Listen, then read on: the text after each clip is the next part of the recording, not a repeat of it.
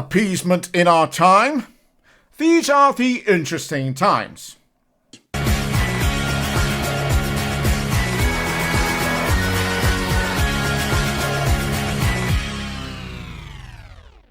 Hello everyone, my name's Matt Johnston and welcome to the Interesting Times, a political comedy show that looks and laughs at UK politics. So, on this week's show, we're obviously going to be talking about Ukraine and Trump and the British response, or lack of it, but also something else which has been in the news, but you might have missed or overlooked, and it happened yesterday. Well, watch the end of the video to... Oh, it's not clickbait, calm down. If people wanted to see what I was talking about, they could easily just skip this bit and go straight to the end. Please don't skip to the end. Okay, good. So, the war in Ukraine, the second one, is entering its third year, having previously only supposed to be lasting a few weeks. And this is down to the resilience, the bravery, let's be honest, the sheer pig-headedness of Ukrainians for not wanting to lose their freedoms and democracy to Putin. Or, as Donald Trump has said, I think I have the power to end this war, and I think it's going very well. But today I heard, we weren't invited. Well, you've been there for 3 years. You should have ended it 3 years. You should have never started it. A dictator without elections. Zelensky better move fast or he's not going to have a country left. Got to move fast. Clear, obvious and easily disprovable bollocks. And to be fair, Trump's been called out on this by Republican senators. I mean, sort of. I think President Trump, on behalf of the American people, is trying to negotiate a peace between Russia and Ukraine. I don't want to get between President Zelensky and President Trump. I never get between a dog and a fire hydrant, man. Dog and fire hydrant? Is he, unwittingly, saying what I think he's saying about the US's treatment of Ukraine? But British political leaders have backed Zelensky. That's nice of them. Starmer has said that he's not a dictator.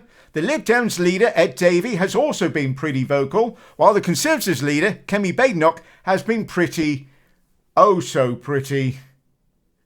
She's morally vacuous. Although at least she has stepped away from the fight. Unlike Tory Trump, in every meaning of the word, Boris, okay, but kissing's extra, Johnson.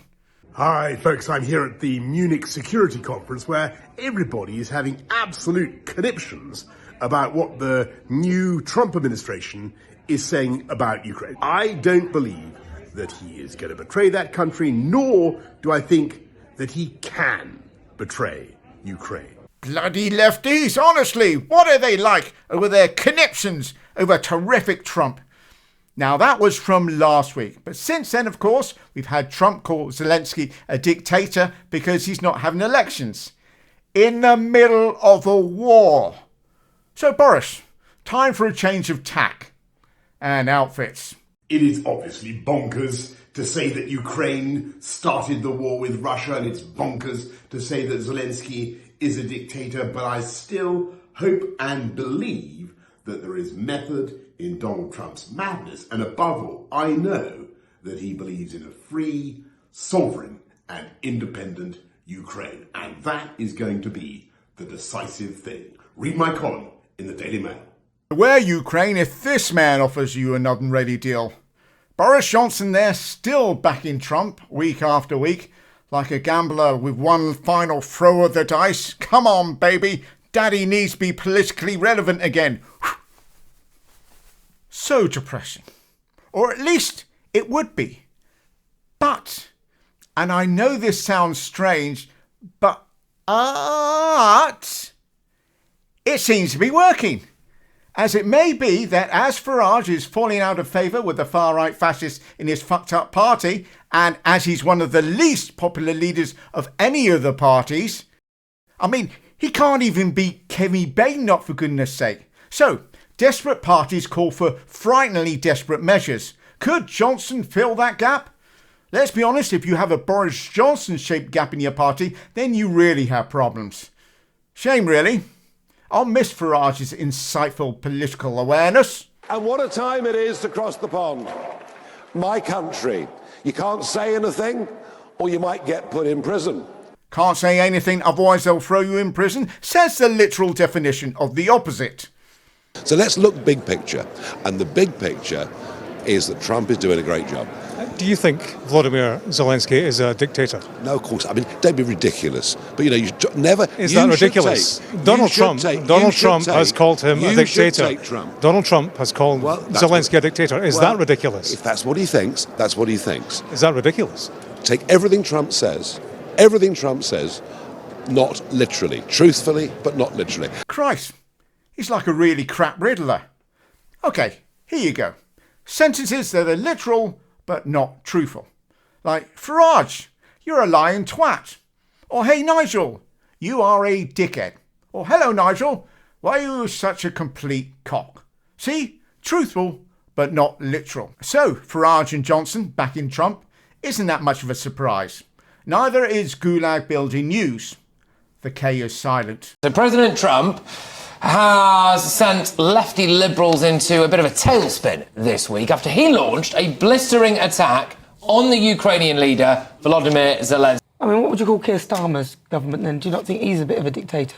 Well, I would say that I have said that I think Keir Starmer is like a dictator. He stopped the local elections, didn't he? When you stop your... Whilst Russian people living in Ukraine, 14,000 of them were killed by Ukraine. On this, is Trump right that Zelensky's a dictator, that Starmer and Emmanuel Macron have done nothing to stop the war? Well, Trump is brilliant at saying things that really, really inflame the left. First of all, Donald Trump deserves a damn sight more respect of the British government, of the French government, of the Ukrainian government than he's been given. But all of these people are just pretenders to the throne. If you want to see more lunacy than a werewolf convention, more derangement than a statement by Kanye West, let me put it this way. Bracken Cave in Mexico is home to 20 million bats who, when they leave the cave, darken the sky. And it is estimated that they produce some 50 tons of bat shit every year, which zoologists believe to be the most bat shit ever produced. But those guys haven't seen Liz Truss at CPAC. We want a Trump revolution in Britain.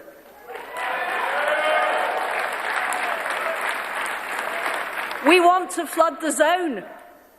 We want Elon and his nerd army of muskrats examining the British deep state. CPAC, next time book the lettuce. It'll make more sense. Yes, in case you're wondering, Farage wasn't the craziest thing at CPAC. I mean, not by a long shot. Here is Elon Musk in a pair of sunglasses, swinging a chainsaw around the stage like a drugged up psychedelic narcissist. Oh yes, literal and truthful. Having been handed it by Argentina's president, Javier Milei, like a green blazer handover for most crazy person in world politics. And then screamed its name and wandered around the stage swinging it wildly that even though it wasn't actually on, was still enough of a concern to bring backstage security out. In fact, so completely mad was this whole scene that I guess we'd kind of forgotten about this. The only way that they win is we retreat, and we're not going to retreat, we're not going to surrender, we're not going to quit. Fight, fight, fight! Pathetic. You look less like the coming of the Fourth Reich and more like you're auditioning for the stage version of Hello Hello, playing the part of Lieutenant Grubby with his little tank and a bent barrel. You clearly spent all week practicing in the mirror, giving the full extended arm with a loud Sieg Heil, which is victory and peace, by the way, very much continuing to explain Trump's bizarre capitulation to everything Putin's asked for. And then, when the time came, you bottled it. Look, at the very least, if you're gonna be a Nazi, then be a Nazi. I think most reasonable people in the world will happily call Nazism a scourge on humanity. But the one thing you can say about the Nazis is they weren't half-hearted about it. Here, you're just acting like a third grader that got a dare from their classmates to call the teacher Miss Ploppy Pants. Still, if that wasn't embarrassing enough for Steve Bannon, he then had to take the stage with a batshit queen herself, while she ran through her top 10 conspiracy theories. Now that is a look of regret.